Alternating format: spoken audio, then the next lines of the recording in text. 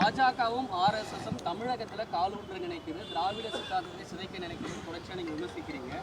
நீதி கட்சியும் திராவிட இயக்கத்தினுடைய கொள்கைகளும் சித்தாந்தமும் இந்த நேரத்துல எந்த அளவுக்கு அவசியமா இருக்கு? நீதி கட்சியினுடைய அவர்களுடைய திட்டங்கள் அதிகாரத்துக்கு வந்ததற்கு பிறகு அவர்கள் கொண்டு வந்த திட்டங்களை அப்படியே திராவிட முன்னேற்ற கழகம் ஆட்சிக்கு வந்தபோது அதை செயல்படுத்தியது.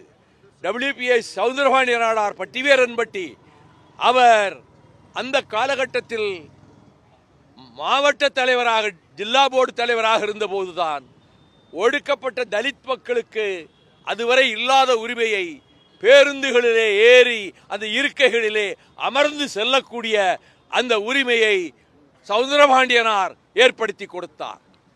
ஒடுக்கப்பட்ட மக்கள் பேருந்துகளிலே பயணிப்பதற்கும் ஆங்காங்கே அவர்கள் சமமாக நடப்பதற்கும் கோயில்களுக்குள்ளே அவர்களை அழைத்து செல்வதற்கும் அன்றைக்கு நீதி கட்சி பாடுபட்டது.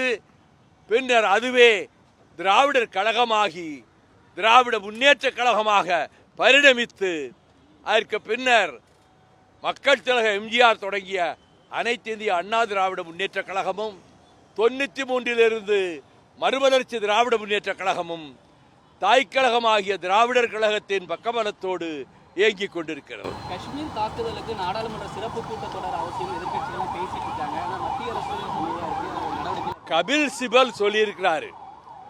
அவரு முதல்ல காங்கிரஸ் இருந்தாரு, பிறகு வெளியேறினாரு, இப்ப சுயேட்சையா இருக்காரு.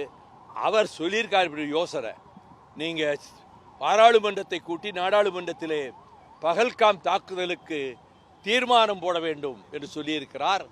அது பரிசீலனையில் இருப்பதாக ஏடுகளிலே செய்தி வந்திருக்கிறது. அதுபோல அறிவிக்கப்பட்ட நாளுக்கு முன்னதாகவே நாடாளுமன்றம் கூட்டப்பட வாய்ப்பு இருக்கிறது. செய்திகளை உடனுக்குடனும் துல்லியமாகவும் தெரிந்து கொள்ள சப்ஸ்கிரைப் பண்ணுங்க.